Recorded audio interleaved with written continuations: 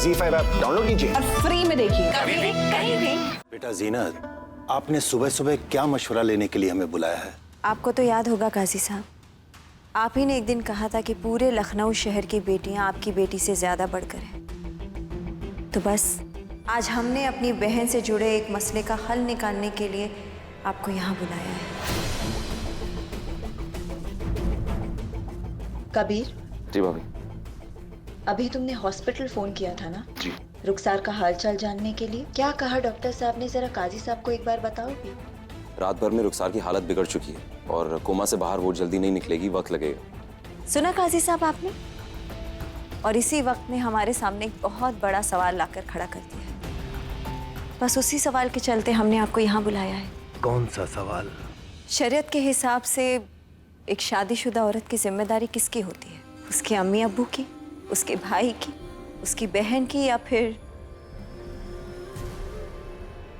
उसके शौहर की?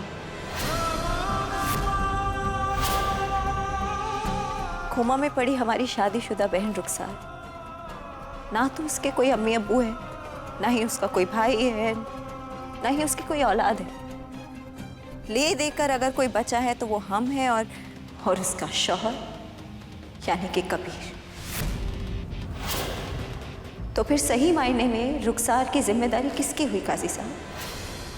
शादीशुदा औरतों की जिम्मेदारी सिर्फ और सिर्फ उनके शौहर की होती है।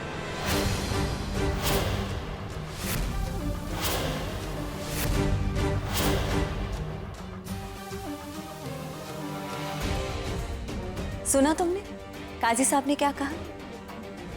ठीक कहा ना तुम्हारे अब्बू ने ज़ारा? तो फिर तय हो गया, चाहे कितने भी दिन लगे, महीने लगे या फिर साल, आज से रुखसार की जिम्मेदारी तुम उठाओगे कबीर। आज से तुम उसका ख्याल रखोगे, उसे खिलाओगे, उसे पिलाओगे, गीले कपड़े से उसका बदन पोंछोगे, उसको रात को दवाइयाँ खिलाओगे, उसकी हर जरूरत पूरी करोगे, अपना हर फर्ज निभाओगे जो एक शौहर का फर्ज निभाना चाहिए।